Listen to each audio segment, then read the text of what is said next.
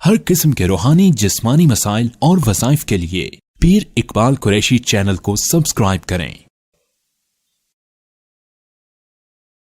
فاعوذ باللہ من الشیطان الرجیم بسم اللہ الرحمن الرحیم۔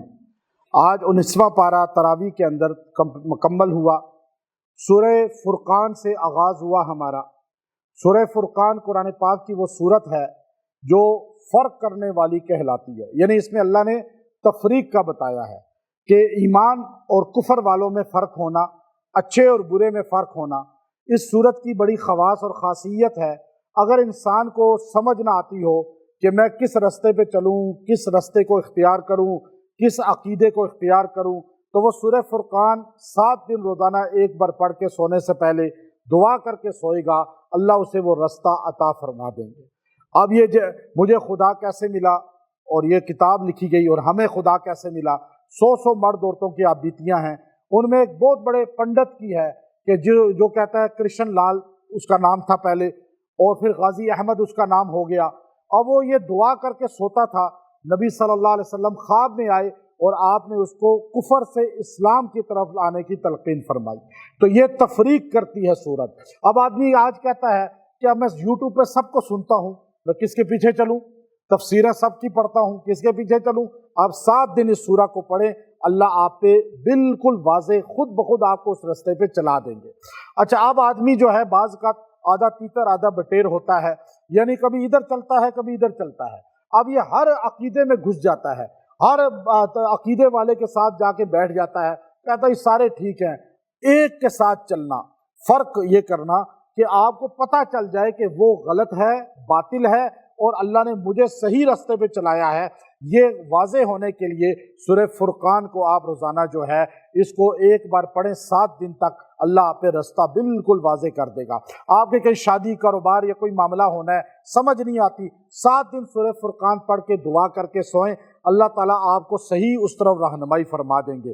اس کے آغاز میں ایک آدمی کہتا ہے جی میری تو تقدیر ہی بری ہے، میں تو کوئی کام بھی شروع کرتا ہوں تو خراب ہو جاتا ہے، میں جدھر جاتا ہوں میرے لیے رستے بند ہو جاتے ہیں، میری تقدیر مجھے اچھی نہیں لگتی۔ اب اللہ تعالیٰ جو ہے یہاں پہ خود فرماتے ہیں، اس کی پہلی آیت کے اندر جو ہے، دوسری آیت کے اندر اللہ رب العزت نے فرمایا کہ اللہ نے تمہارے لیے فقدرہ تقدیرا، تمہارے لیے بہترین تقدیر کو متعین فرمایا۔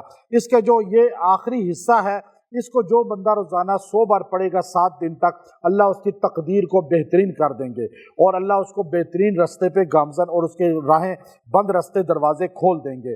اور پھر اسی طرح جو ہے اس سورہ کے اندر اللہ رب العزت نے ایک اور آیت ایسی نازل فرمائی، وقال الرسول یا رب ان قوم اتخذوا هذا القرآن مہجورا۔ یہ جو قرآن پاک ہے آج ہم لپیٹ کے گھروں میں رکھ دیتے ہیں، آج جو ہے اس کو ہم پڑھتے ہی نہیں، اور لپیٹے سال بعد جا کے کہیں اس کی گرد اٹھتی ہے، رمضان میں کھولتے ہیں تو بعض لوگ رمضان میں بھی نہیں پڑھتے، یہاں تک کہ بعض کو پڑھنا ہی نہیں آتا۔ آج وہ زندگی بے فکری کی گزار رہے ہیں، وہ کہتے ہیں جی نبی ہماری شفاعت کریں گے۔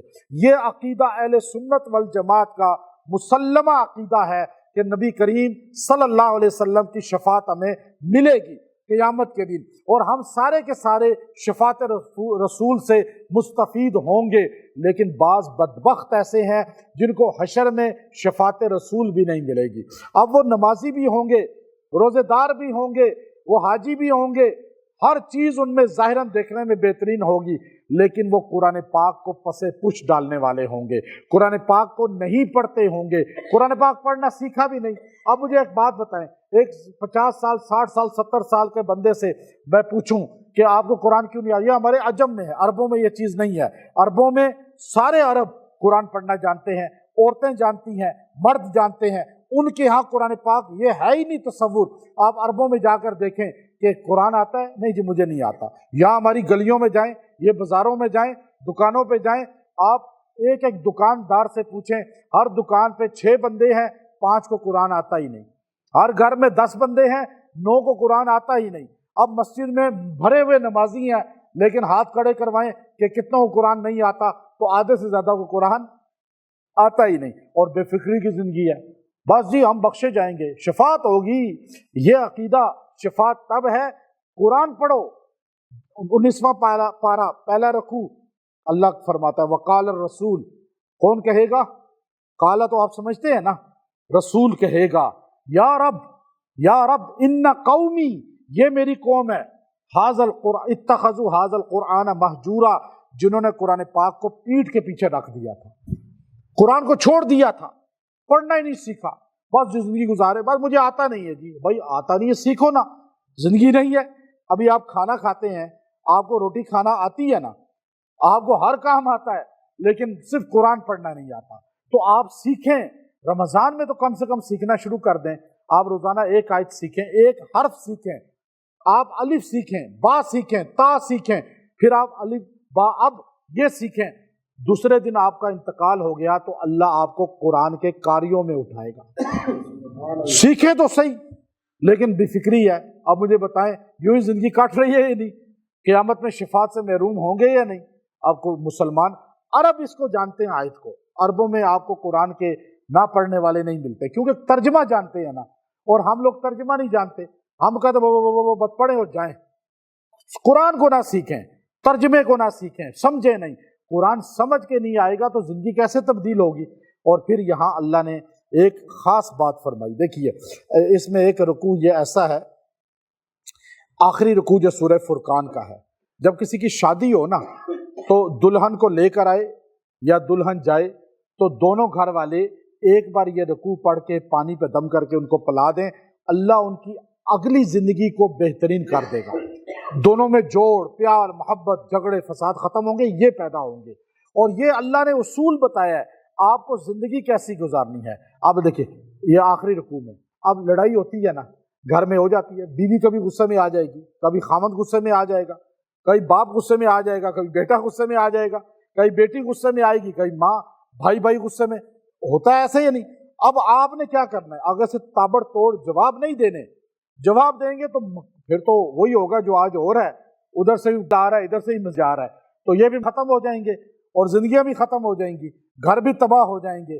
آپ نے کیا کرنا ہے؟ قرآن بتاتا ہے، آپ کی کہیں کسی سے بحث ہو جائے، کوئی آپ کو پیچھے پڑ جائے، آپ کا سب بات آپ کی نہ سنتا ہو اور آپ ویسے ہی بے فضول آپ کے ٹائم ضائع کر رہا ہے، تو آپ کیا اسے کہیں وَإِذَا خَاطَبَهُمُ الْجَاهِلُونَ قَالُوا سَلَامًا، قَالُوا سَلَامًا، جاہل آدمی سے بحث نہ کریں، اسے کہے السلام علیکم، ٹھیک ہے جی السلام علیکم، بھائی اتنا کہہ دیں۔ گھر میں بیوی غصے میں آ گئی، آپ کہیں السلام علیکم، بس یہ کہہ کے سائڈ پہ ہو جائیں۔ خامد ہے غصے میں آیا، بیوی یہ کہہ کے دوسرے کمرے میں چلی جائے، بچے ایسے۔ اب یہ اصول اللہ نے پہلا بتا دیا اس کے اندر، ٹھیک ہے۔ اس کے بعد اللہ رب العزت نے آگے پورے بتائے معاشرت کیسے کرنی ہے، گھر میں زندگی کیسے گزارنی ہے، خرید و فروخت کیسے کرنی ہے، نان نفقہ کیسے دینا ہے، اللہ کے ساتھ کسی کو شریک نہیں بنانا، غلط کاموں میں نہیں پڑنا، فسق و فجور میں نہیں پڑنا، اللہ کے علاوہ کسی کو نہیں پکارنا، یہ سارا۔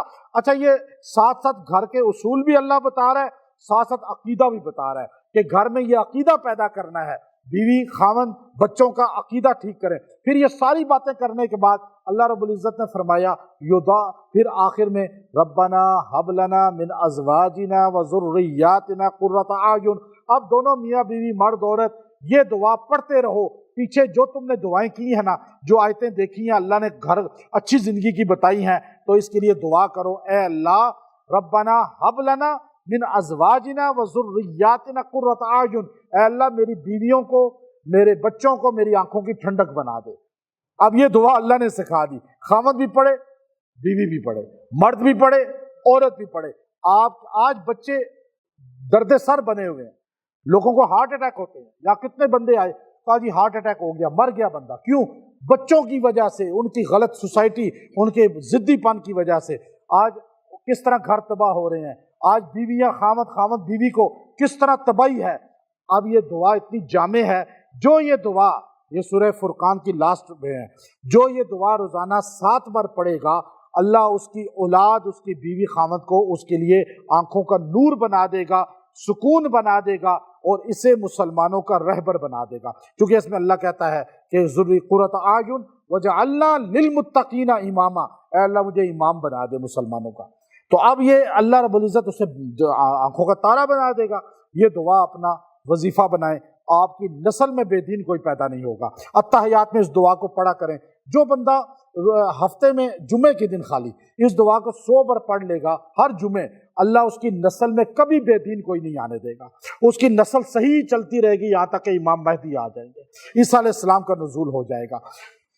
سورہ شعراء یہ قرآن پاک کی وہ سورت ہے جو اتنی خاص، جو شعر و شاعری کے نام سے منسوب ہے۔ آج لوگ کہتے ہیں یہ شعر کیا ہے، یاد رکھیے یہ شعر اچھے بھی ہوتے ہیں برے بھی ہوتے ہیں۔ جس آدمی کو موسیقی، گانوں کی، فلموں کی، ڈراموں کی بہت عادت ہو تو وہ سورہ شعراء پڑھ کے 11 دن خود پیے یا کوئی اس کو پلائے، اللہ اس کے دل میں اس کی نفرت پیدا کر دے گا۔ اور جو آدمی بہت زیادہ ڈانس پارٹیوں میں، شراب میں، یہ باہر ملکوں میں بہت زیادہ یہ چیزیں ہیں، وہاں ماحول ایسا ہے، اب یہاں ہمارے ملک میں بھی اسکولوں، بعض ایسے اسکول کالج ہیں جہاں ڈانس باقاعدہ سلیبس کا حصہ بنا دیا گیا ہے، تو ایسے غلط کاموں میں پڑا ہو، یہیں سے بنیاد بنتی ہے۔ تو وہ سورہ شعراء جو ہے پڑھ کے پانی پہ دم کر کے اس کو 11 دن پلائیں، اللہ ان چیزوں سے اس کو چھٹکارا عطا فرمائے گا۔ بعض لوگ جو ہے نشے کے عادی ہوتے ہیں اور شراب کے خاص طور پہ عادی ہوتے ہیں، تو ایسے لوگوں کو بھی 11 دن یہ پلائی جائے اور اللہ تعالیٰ ان کو چھٹکارا دے گا۔ جو بندہ سورہ شعراء کو وہ مہینے میں ایک بار بھی اپنے گھر میں پڑھ کے سب کو کھلائیں گے، اللہ پورا مہینہ جو ہے اس گھر والوں کو ان غلط چیزوں سے دور رکھے گا، کیونکہ موسیقی جو ہے یہ انسان کی اندر سے روح کو چھلنی کر دیتی ہے اور منافقت کو پیدا کرتی ہے۔ تو سورہ شعراء میں اللہ نے پوری سورت نازل کر کے قصیدوں، گانا بجانا اور یہ موسیقی کی نفی کر دی، اور اس کے جو ہے شروع میں اللہ تعالیٰ نے جو ہے آیات نازل فرمائی ہیں، ان میں جو سب سے بہترین جو ہمارے آج کے دور میں، جیسے ایک بندہ کرکٹ کھیلتا ہے، کوئی گیم لگاتا ہے، اب یہ جو ہے اس گیم میں میری فتح ہو جائے، اور اس کے لیے یہ آیت کریمہ جو اس کے چوتھے رکوع میں تقریباً ہے، قال لهم موسیٰ القوا ما انتم ملقون، قال لهم موسیٰ القوا ما انتم ملقون، یہ 7 بار جو پڑھ لے گا اللہ تعالیٰ اس گیم میں اس کو فتح عطا فرمائے گا، کامیابی عطا فرمائے گا۔ اور ہمارے کرکٹر یہ جو اکثر میدان میں جاتے ہیں اور ہار کے آ جاتے ہیں، اور پھر قوم جو ہے تھوڑے عرصہ شرمندہ رہتی ہے، اس کے بعد شرمندگی ختم، پھر ان کو ہیرو ماننا شروع ہو جاتی ہے، وہ پیسہ بنا رہے ہیں اور قوم بیوقوف بن رہی ہے۔ خیر بنتی رہے، اس قوم کا کام ہی یہی ہے، لیکن پھر بھی اگر جیتنا چاہتے ہیں تو آپ بھی ان کے لیے پڑھیں، وہ بھی پڑھیں، تو اللہ تعالیٰ ان کو فتح عطا فرمائے گا۔ لیکن اعمال کی پابندی کریں گے تو فتح ہوگی، کھیلتے کھیلتے بھی دل میں پڑھتے رہیں، قال لهم موسیٰ القوا ما انتم ملقون۔ اور اب آپ دیکھیے کہ ایک بندہ کہتا ہے کہ میں جو کام کروں اس میں نقص ختم ہو جائے اور وہ کام میرا ٹھیک ہو جائے، کاروبار کر رہا ہے، کوئی بھی کام، گھر بنانا شروع کیا ہے، کوئی بھی کام دنیا کا کر رہا ہے، تو اس کاروبار میں مجھے کامیابی ہو، تو یہ آیت کریمہ ہے اسی سورہ شعراء کے 5ویں رکوع میں تقریباً، ان معی ربی سیہدین، ان معی ربی سیہدین، یہ 70 بار پڑھ کے دعا کرے روز 11 دن تک، اللہ اس میں کامیابی دے گا۔ جس کام میں جائے یہ پڑھتا جائے۔ حضرت موسیٰ علیہ السلام نے کہا تھا جب دریا سامنے آ گیا، فرعون پیچھے آ گیا، تو قوم نے کہا موسیٰ اب کیا کریں؟ تو آپ نے کہا وہاں غار سور میں مدینہ صلی اللہ علیہ وسلم، مصائب مدینہ صلی اللہ علیہ وسلم نے جب حضرت ابو بکر صدیق رضی اللہ عنہ نے کہا کہ یا رسول اللہ اب کیا کریں، تو آپ نے فرمایا لا تحزن ان اللہ معنا، اللہ ہم دونوں کے ساتھ ہے، غم نہ کر۔ لیکن یا موسیٰ نے یہ نہیں کہا اللہ ہم سب کے ساتھ ہے، کیونکہ قوم اس قابل ہی نہیں تھی جو نبی کے ساتھ جہاد کرنے کو تیار نہیں ہے، جو نبی کی جان لینے کے پیچھے پڑی ہوئی ہے، نبی کی زندگی میں شرک کر رہی ہے، نبی کی زندگی میں گمراہی میں پڑی ہوئی ہے۔ اس قوم کو یہی کہنا تھا کہ میری قوم اللہ میرے ساتھ ہے۔ جو نبی کے لیے جان دینے والے تھے، نبی کے لیے وفا کا حق ادا کرنے والے تھے، نبی کے روزے میں آج بھی نبی کے ساتھ سونے والے ہیں، ان کی قربانیوں کی وجہ سے رسول اللہ صلی اللہ علیہ وسلم نے فرمایا اللہ ہم دونوں کے ساتھ ہے۔ تو یہاں یہ آیت سے پتہ چلا کہ صحابہ جو موسیٰ علیہ السلام کے ہیں اور جو محمد صلی اللہ علیہ وسلم کے ہیں، دونوں میں فرق کیا ہے۔ تو یہ آیت کریمہ جو ہے یہ رستے کو کھولتی ہے اور مسائل کو ختم کرتی ہے۔ اس کے بعد جو 5واں رکوع ہے وَاتْلُ عَلَيْهِمْ نَبَأَ ابراہیم، اس میں دعائیں ہیں، ایک ایک دعا پہ اتنے وظائف ہیں کہ اگر ایک رکوع کو اگر آپ زندگی میں روزانہ وظیفہ بنا لیں تو آپ کی زندگی کی ساری پریشانیاں ختم ہو جائیں گی۔ ابھی آپ بیمار ہوتے ہیں تو آپ یہ آیت پڑھیں وَإِذَا مَرِضْتُ فَهُوَ يَشْفِينِ، وَإِذَا مَرِضْتُ فَهُوَ يَشْفِينِ، یہ 33 بار پڑھ کے پانی پہ پئیں، بخار ختم ہو جائے گا۔ کہیں درد ہے، وہاں 33 بار پھونکے وہ درد ختم ہو جائے گا۔ آپ کا ڈاکٹر ہیں، آپ کا کلینک نہیں چل رہا، وہاں لکھ کے لگا دیں اور روز اس کو 33 بار پڑھیں بھی، تو اللہ آپ کا کلینک، حکیم ہے، ڈاکٹر ہیں، چلائے گا انشاءاللہ۔ یا عملیات کا کام کرتے ہیں پھر بھی آپ کا چلائے گا، لوگ مریض ہوں گے لیکن شفا اللہ ان کو پھر دے گا۔ اور اس کے بعد جو ہے آپ چاہتے ہیں کہ میرا رزق بڑھ جائے، رب المشرق والمغرب وما بینہما، رب المشرق والمغرب وما بینہما، اس کو 100 بار 21 دن پڑھیں، اللہ رزق کو بڑھائے گا۔ اگر آپ یہ چاہتے ہیں مجھے دنیا میں ذلت نہ ملے، آخرت میں ذلت نہ ملے، ولا تخزنی یوم یبعثون، ولا تخزنی یوم یبعثون، یہ آیت روزانہ 11 بار پڑھ کے دعا کریں، دنیا آخرت کی ذلت سے بچیں گے۔ بڑی دعائیں ہیں اس کے اندر، اس میں نبیوں کا ایک ایک کا واقعہ اللہ نے بیان کیا ہے، اور پھر سارے نبیوں کے واقعات آپ دیکھیے متفرق بیان کیے۔ اس میں ایک آیت ایسی ہے، میں افریقہ کے جنگل کے اندر ایک جگہ گیا تو وہاں مجھے ایک فیملی ملی، وہ کسی زمانے میں 300 سال پہلے انڈیا سے آئی تھی، تو وہ گجراتی تھے، تو گجراتی ماشاءاللہ بڑا دین کا کام کیا ہے انہوں نے، جہاں جاتے ہیں دنیا میں گجراتی ملتا ہے، میمن ملتا ہے، تو اور مسجدیں بناتے ہیں، مدرسے، بزنس ٹاپ کے ان کے ہیں۔ تو وہ مجھے کہنے لگے ہم سارے گھر والے آپ کا وظیفہ پڑھتے ہیں۔ تو میں نے کہا آدھوں کو اردو آتی تھی، آدھوں کو آتی نہیں تھی، تو کہا جی ہمیں اس نے بتایا، تو ان کی خاندان کی کوئی عورت تھی، اس نے بتایا ان کو، وہ کسی زمانے میں ہند میں تھی، تو اس نے کہا یہ آیت نے ہمیں جادو سے بچا لیا ہے، جادو دنیا کا کوئی ہو آپ پہ جو بار بار ہو رہا ہے، وَإِذَا بَطَشْتُمْ بَطَشْتُمْ جَبَّارِينَ وَإِذَا بَطَشْتُمْ بَطَشْتُمْ جَبَّارِينَ، روزانہ 100 بار پڑھیں، ہر جادو جڑ سے ٹوٹے گا اور آپ کی جان کی خلاصی ہوگی۔ اور پھر اس کے آخر کے اندر جو ہے، بالکل آخر میں اللہ رب العزت نے جو آخری اس میں ایک گھر میں جو ہے آخری جو 10 آیتیں ہیں اس کی، جو گانا بجانے میں پڑا ہو، غلط سوسائٹی میں پڑا ہو، یہ 10 آیتیں اس کو 3 بار روز دم کر کے پلائیں، اللہ اس کو اس سے نکال دے گا۔ اللہ نے فرمایا وَالشُّعَرَاءُ يَتَّبِعُهُمُ الْغَاوُونَ، یہ شاعر لوگ اکثر گمراہ ہوتے ہیں، کیونکہ نشہ کر کے شاعری کرتے ہیں، گانے گاتے ہیں، لوگوں کو عشق مجازی کی طرف لاتے ہیں، تو جس کے اندر عشق مجازی بہت کود کود کے بھرا ہو، وہ یہ 10 آیتیں دم کر کے اس کو پلائیں، چند دن میں اللہ اس کو اس سے نکال دے گا۔ تو یہ جب آیت اتری تو عبداللہ بن رواحہ رضی اللہ عنہ شاعر رسول تھے، اور حسان بن ثابت رضی اللہ عنہ وہ رو پڑے، یا رسول اللہ یہ شاعر گمراہ ہیں تو ہم شاعری چھوڑ دیں؟ ہاں آگے آیت اتری اِلَّا الَّذِينَ آمَنُوا وَعَمِلُوا الصَّالِحَاتِ وَذَكَرُوا اللَّهَ كَثِيرًا وَانتَصَرُوا مِن بَعْدِ مَا، یہ جب آیت اتری نا تو اللہ نے فرمایا، ان کے رونے پہ اللہ نے آیت آخری اتاری، جو آخری آیت ہے کہ ہاں وہ شاعر نہیں گمراہ جو اللہ کی بات کرتے ہیں، جیسے علامہ اقبال ہے، رسول کی بات کرتے ہیں۔